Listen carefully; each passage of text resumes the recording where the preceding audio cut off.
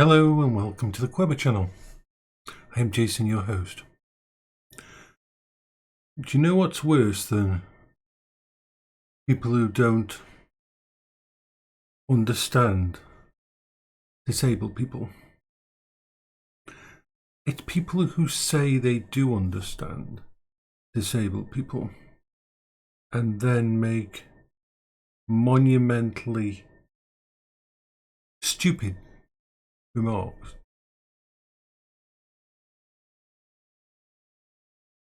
For example, I don't know if you've ever heard this.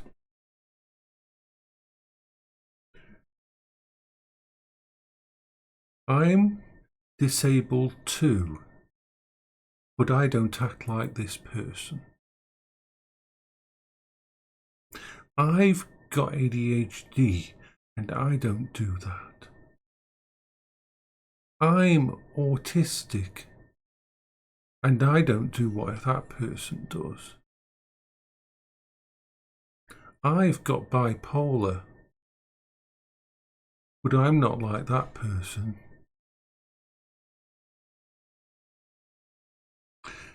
See, the big problem here is this. Autistic spectrum disorder is like an umbrella term. You can be anywhere on that spectrum. You can be completely non-functional. You can be higher functional. You can have comorbidities. You can be male. You can be female. And the reason why I'm defining the two biological genders is because those two biological genders can really massively affect the way things like ADHD affect you.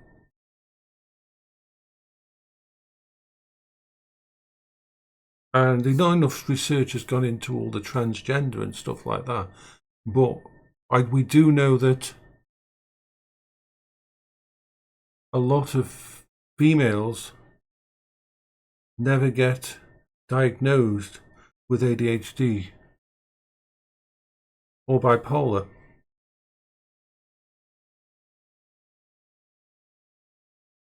Everybody's different. Every disabled person is different.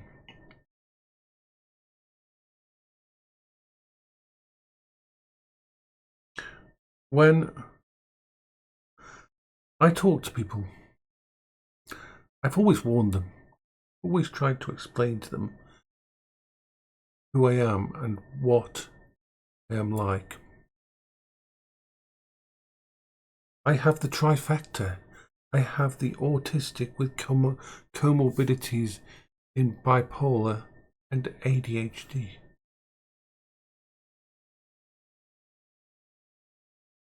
It doesn't make me unique. It makes me different.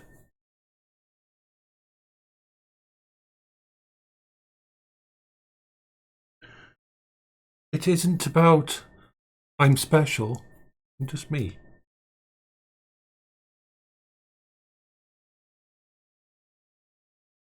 But there's certain things that, because of what I face, I cannot do. When I tell people that I'm blunt, when I tell people that I won't lie, when I tell people that I have to just be me, I'm not being difficult. I'm not using an excuse. I'm not trying to make some kind of statement. I'm just letting people know that if they ask me a fucking question or they do something, I'm going to respond to it. I'm going to thingy. None of the normal social niceties are going to stop me. None of the, oh, you shouldn't do that. No. I can't stop myself. I don't have a choice. This is the difference. This is where the true understanding seems to get lost. No matter how many times I tell people, there'll always be one or two people who say, oh, I've got this and I don't do that, therefore that person shouldn't do that.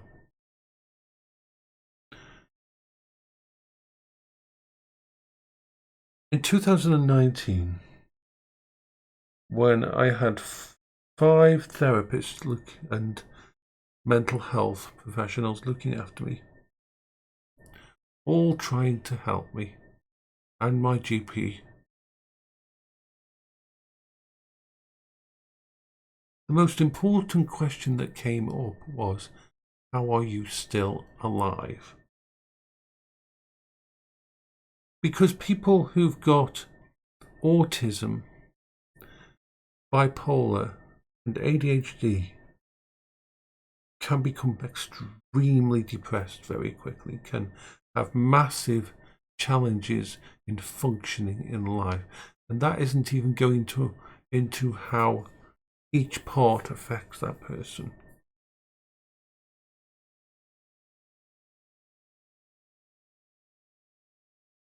A lot of the therapies that would normally work for a bipolar person won't work because of the other parts.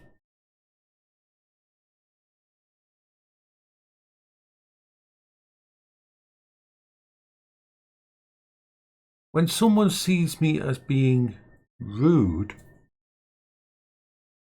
I am not being rude. I am surviving. If I see something wrong, if I see something happen, then I have to call it out. I can't not call it out. It's not personal. I'm not personally attacking anyone. I'm being true to who I am. And the fact that I warn everybody that I interact with that this is going to happen, they're always surprised. And the moment it offends them, the moment I say something that affects them, the moment it gets to the point where I'm doing something that they take offense at, suddenly they ignore everything I've ever told them. They ignore everything that I've ever said to them. And it becomes about them, not me.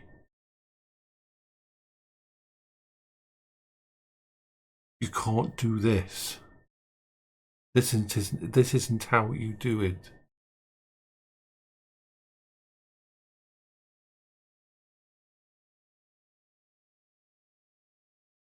So far more than the people that don't actually understand at all, these people who fake understand are worse.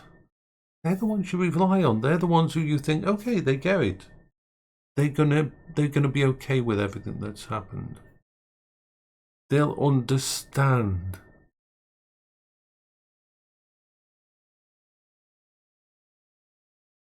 I've seen the same thing happen to people who've got Tourette's and that, and people that interact with them, but then get shocked when it interferes.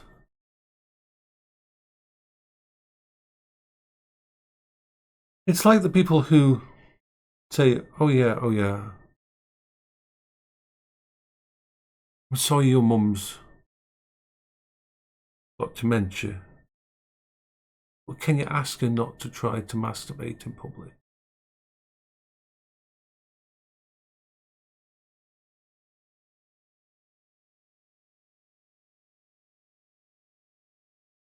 It's crazy.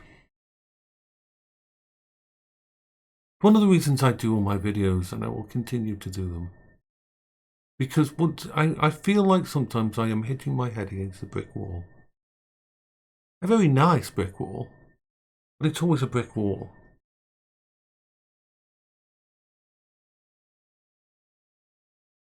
It's like I wouldn't even have to explain to a police officer who came to my house. Now, this wasn't anything I'd done wrong. He just wanted some information about something that had happened. And I had to explain to him that, okay, now you're going to ask me some questions, but you're going to have to let me finish answering the first question before you ask me another one. And you need me to be able to answer the question to the point in time I am okay with what I've said. If you interrupt me or stop me, I'm going to have to start again from the beginning. And every time you interrupt me, that will happen. And if you try to ask me another question before I've finished telling you about what you've asked me first, then things ain't going to go anywhere.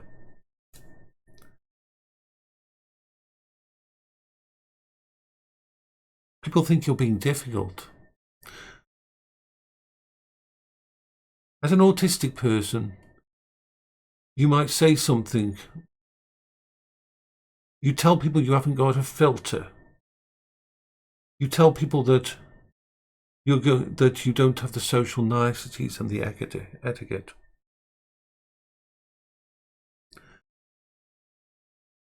And you stand there and you see the changes in them when you say something that actually does bother them.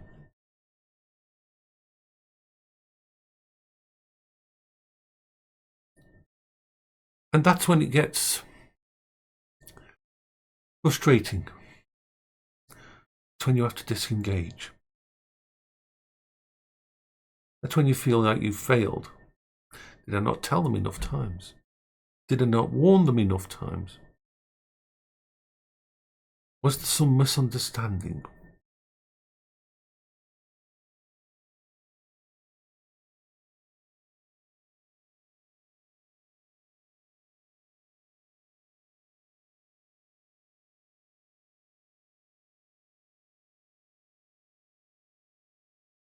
My brain doesn't work like most people's do.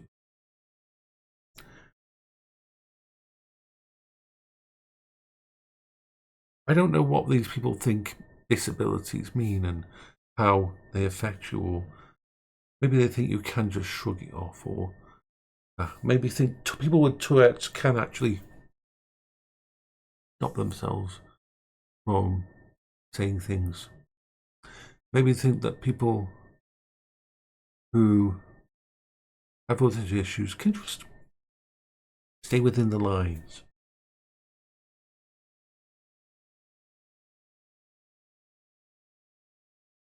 And yes, some people with ADHD can go to work. Some people with bipolar can go to work. Some people with ADHD or bipolar can be on medication that helps. Others can't. It affects them in a very bad way. Some people who are autistic can go out there and do everything they want.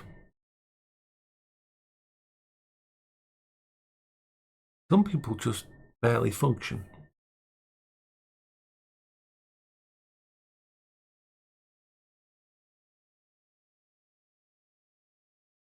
You can't generalize. It doesn't work. It just does not work to generalize when it comes to disabilities.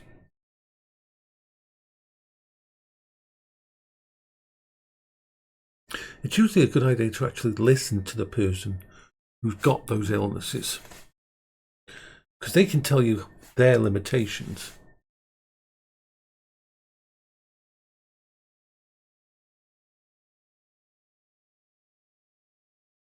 And this is what we face every day, and it's exhausting.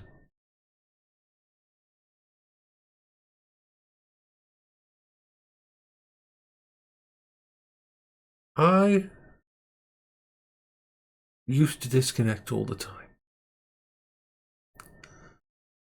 My friends in Discord, now those people do actually understand.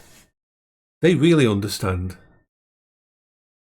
They dealt with the bad, they've dealt with the good, they know what I'm like. They've seen me at my worst. They don't judge me.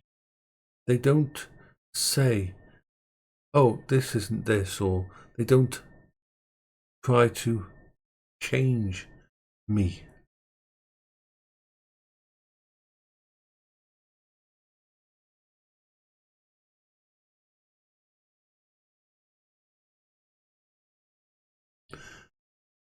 I sometimes wish that people could transfer their experiences to others.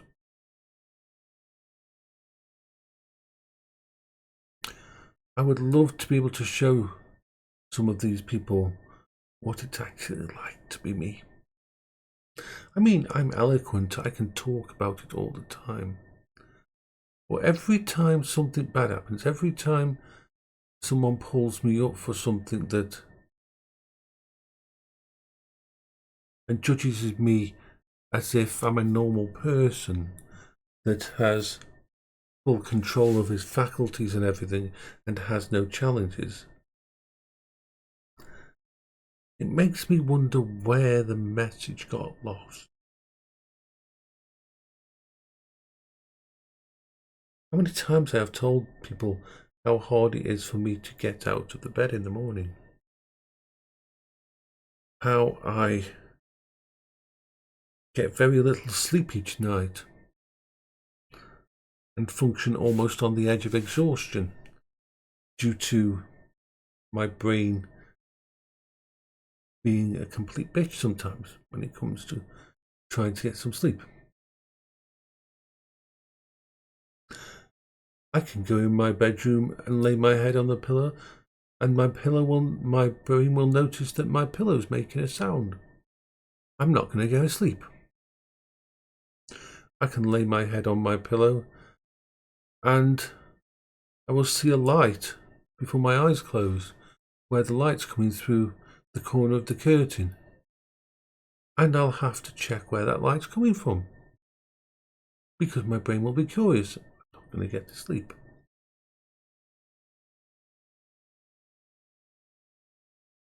Thousands and thousands of thoughts will go through my head, and if any of them hit at the bad time, either when I've just gone to bed or when I've just got up because I've had to go to the toilet, because I forgot to go to the toilet before bed, then I might get 2 hours sleep. I might have a weird dream that wakes me up. I can't remember the dream, but I know that I had a dream, and therefore I'll be so focused on this thing that I won't be able to get to sleep, even if I've only had 2 hours sleep. This is why I have naps now and then, because catching 2 hours sleep here and there helps me function during the entire day.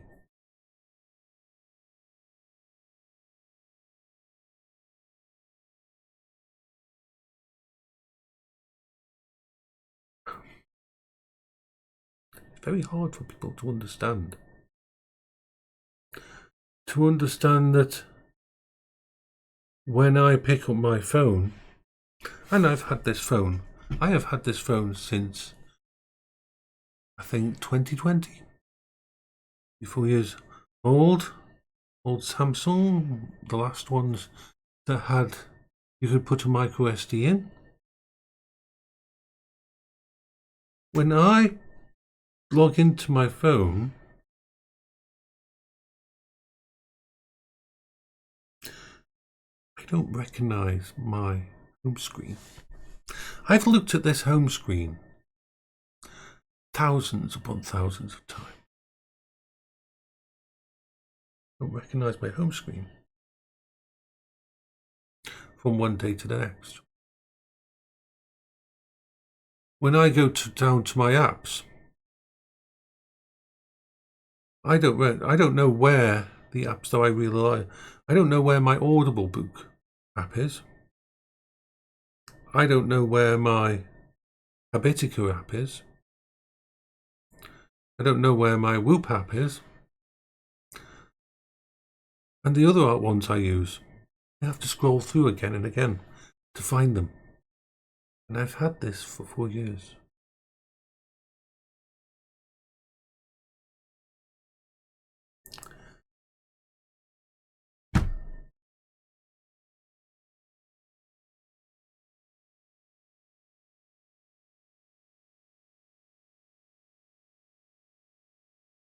I always said that when I sung at Munchies, that 2 or 3 minutes after I'd sung, I would have forgotten everything that I said before the song and the song that I'd sung. That's true. My short-term memory isn't damaged, but because my brain is always going in a different direction, away from This is what I'm doing right now, but my brain's over going on this. It already wants to go over there like that. And therefore what happens here, and what I do here, doesn't usually normally end up in long-term memory.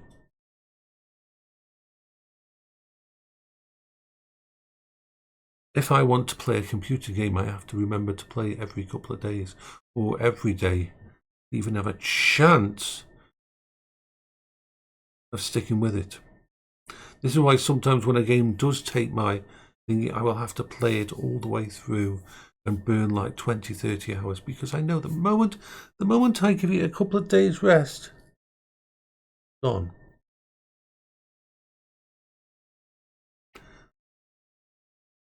So why I keep it simple when it comes to who I am, where I always just answer honestly, and I always talk in a way that's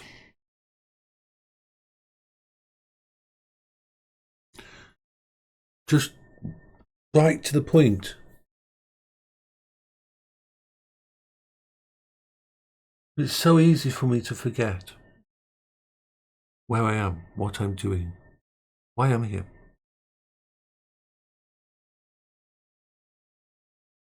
One of the reasons that I do my vlogs on my Quingo is because it's a second layer of protection.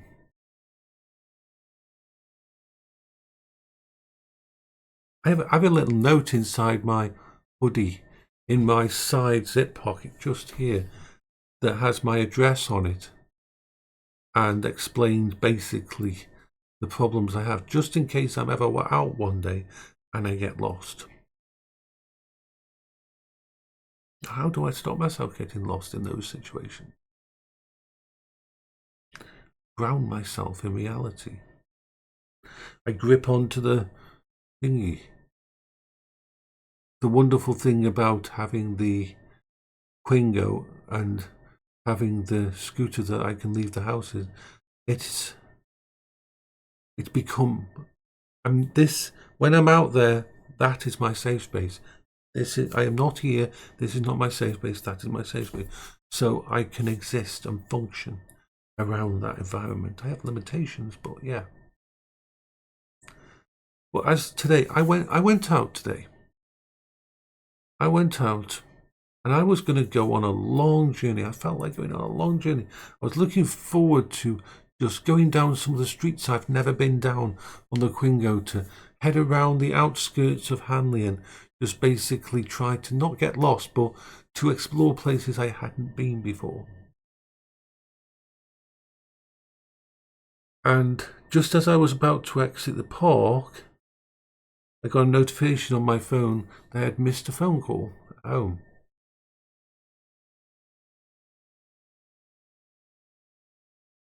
I pretty much had to go straight home. I couldn't fight it. That phone call was a scam call, but I didn't know that. I rarely get phone calls to my main phone. Rarely. So my entire brain was consumed with this, oh my God, what did I miss? And because I don't have a shut-off valve, because I can't just say, hey, let's just thingy, I had to basically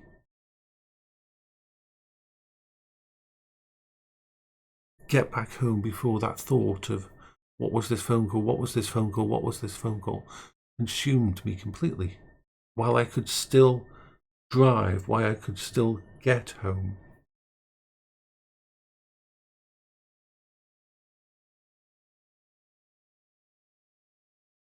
People who are disabled do not act the way they act because they want to make your life difficult. They do not act the way they act because they want to cause you an inconvenience. They don't act the way they act when they've got mental illnesses and issues and that because they want to hurt you.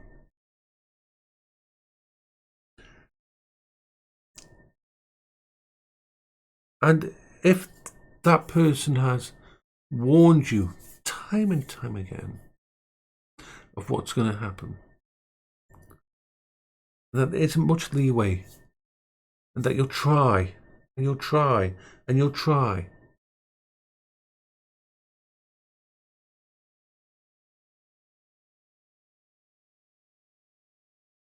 It's like you do so much better now. I fight certain things, and certain things you can, like, used to be every single time something, these kind of issues came up, I would run for the door, figuratively speaking, disconnect, log off the game if we're talking in a game, disconnect from everything and go away until my brain stops screaming. Because that's what it is. When something happens that my brain can't agree to, when something happens that's challenging what I know is the truth, when it's challenging thingy, I can't. My brain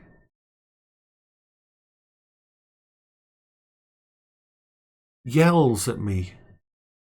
It's like having a screaming argument inside my head when truth and deception, when what I know is right doesn't fit with what someone else is telling me. And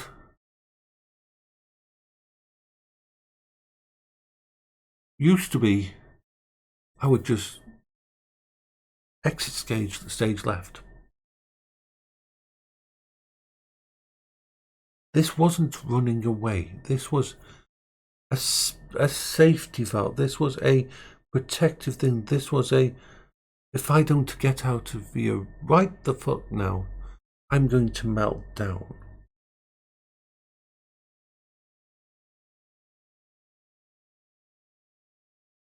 Of course, normal people see this as, oh, you're flaky, or oh my god, we can't say this, you'll just fucking run off. They don't understand how bad it is when something like that, how overloading it is to your mind, how your emotions and everything just go fucking crazy, and how the early solution I had was to just remove myself from the situation, remove myself from whoever caused it, remove myself from everything. But over time, I begin to fight that. And it's not easy, but it works.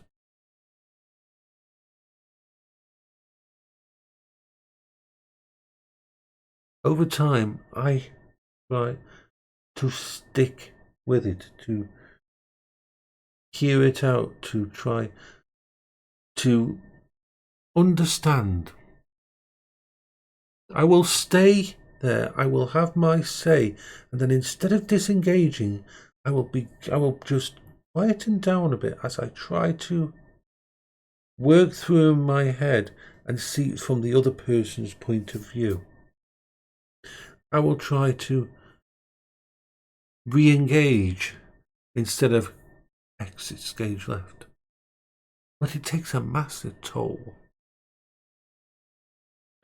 I can only really do that with people who I truly care about, who believe in me. It's one of the reasons I spend most of my time on my Discord server now, because the connection is there. Because I can take some little bit of control and push myself in a certain way.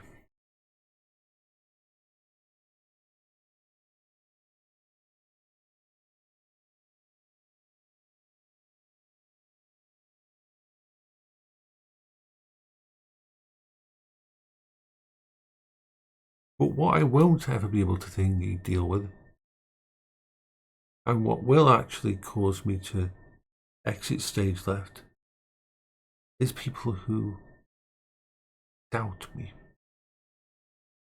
who I'm not talking about the odd argument. I'm not talking about the odd issues. I'm talking about people who you've known for years who actually throw something back at your face.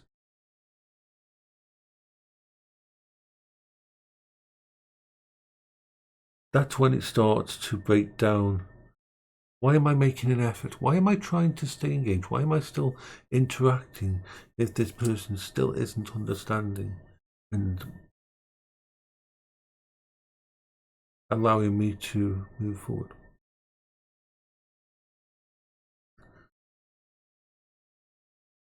I know I'm difficult.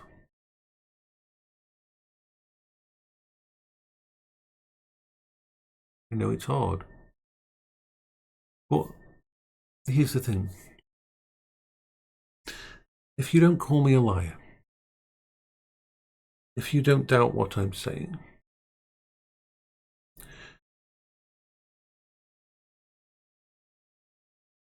if you don't trash my friends,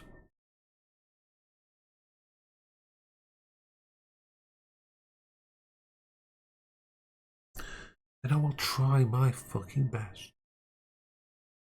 There's some stuff that I will never be able to change, but I will engage and I will try to learn and I will try to make time to hear your side and to move on from there.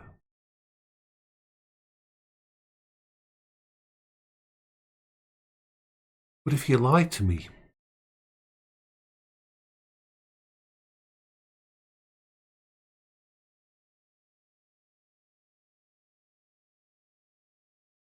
if you trash me, then my brain just can't accept it. And if I get punished for telling the truth, well,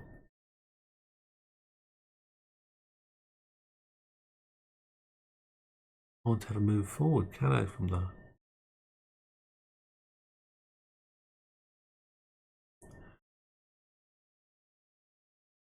I'm not the worst condition. I'm not severely problemed, even though the DW classed me as severely disabled. It's like today when I was out, I was convincing myself, oh, I'd really love to go to the circus. I'd really love to go to the circus. I'd love to go to the first circus. There's a circus going to be in Stoke-on-Trent till the 27th of October. And I'd love to go there. And part of me says, but I would need, first of all, there's no way I can take my Quingo there because there won't be room.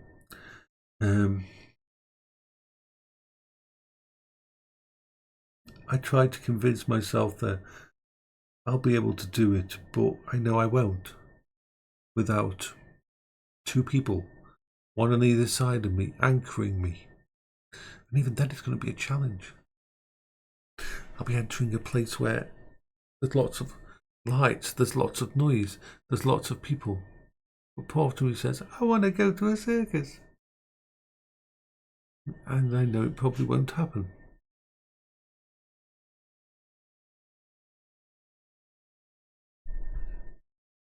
Oh.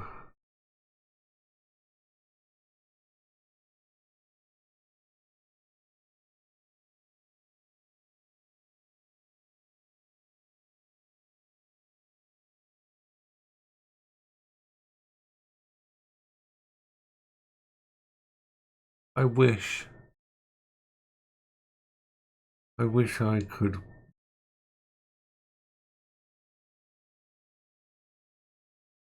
be free.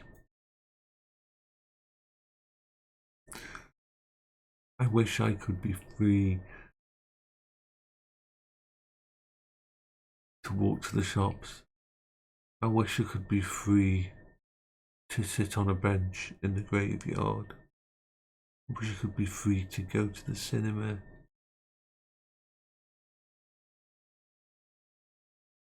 I wish I could be free to just pop down, get on a train and go and visit a friend.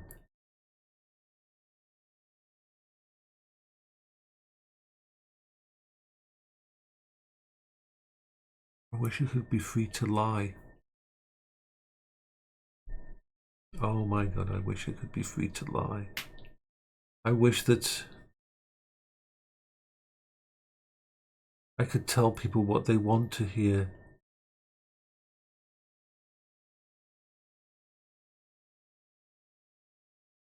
I wish that when my wife asked me how she looked when she was in hospital, I wish I'd been able to say, "You look fine."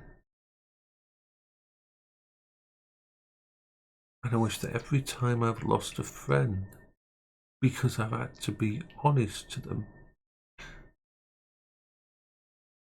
I wish that I could have said, "Turn the other way."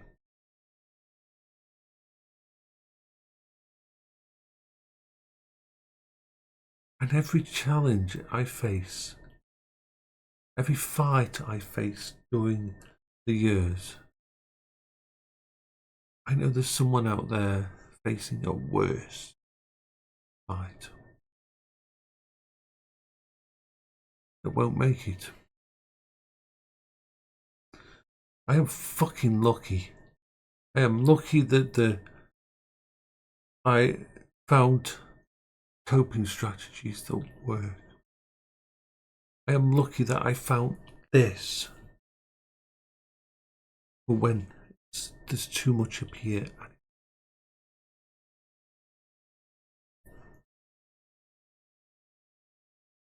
I am lucky that I have people who understand me.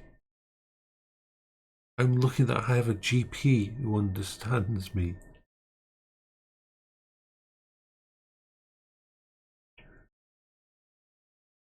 I'm lucky that I had a mum that understood me.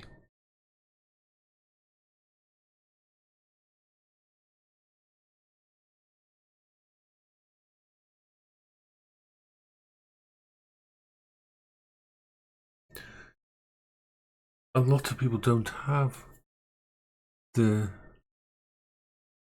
coping strategies I have. People who understand.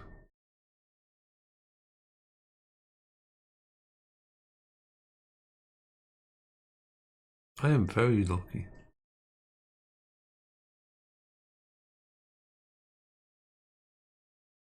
But the next time, please, the next time someone tells you, because if you listen to a disabled person who's dealing with autism, if you listen to them when they tell you what they're dealing with, try to take that in. Try not to forget it. Try not to forget it the first time they do something you don't like.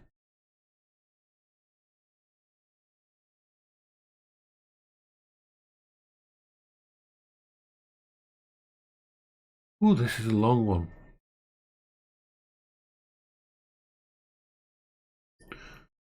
Maybe, just maybe, it's 1:15 a.m. Maybe, just maybe, because I've got all of this out of here and onto there, that in a few minutes I can go to bed. I can lay down on my pillow and I can close my eyes and I will fall asleep for a few hours. Maybe my brain will give me a little bit of peace.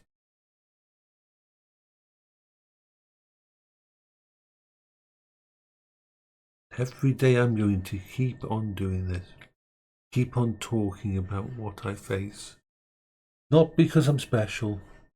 Not because I'm anything like that. Not as an excuse. But just so that sometime, some future, someone will watch what I talk about. And they may have a friend who's got autism or a friend who's got ADHD or bipolar. And they may watch one of my videos and understand their friend better.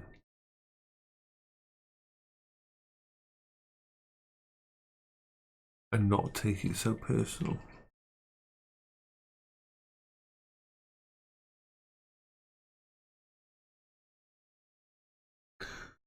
invisible disabilities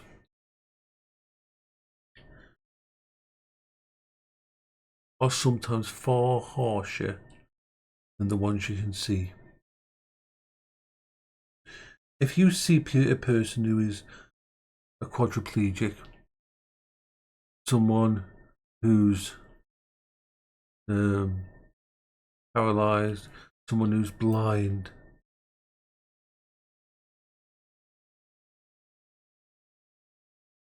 you can at least see. You can, in a way, define. But depression doesn't show on the outside. Bipolar, autism can be hidden. Oh, you might notice them stimming like this. You might notice them trying to focus. You might notice that they'll talk about a subject for way too long.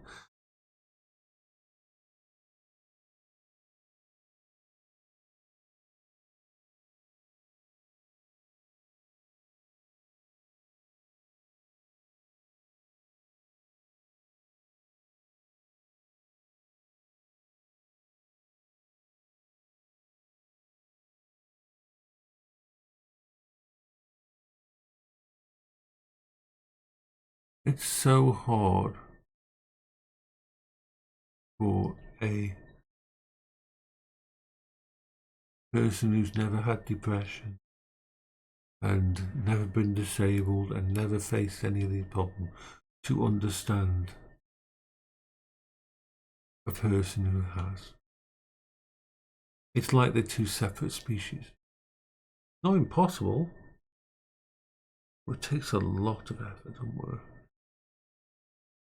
And then it takes remembering that this wasn't just a little tiny bit, this is who they are.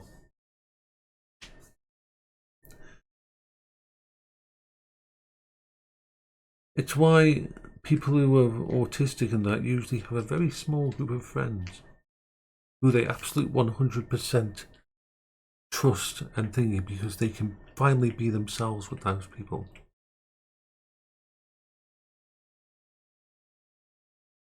When everybody else will betray them, everybody else will treat them badly because of something they did, their small group of friends will understand.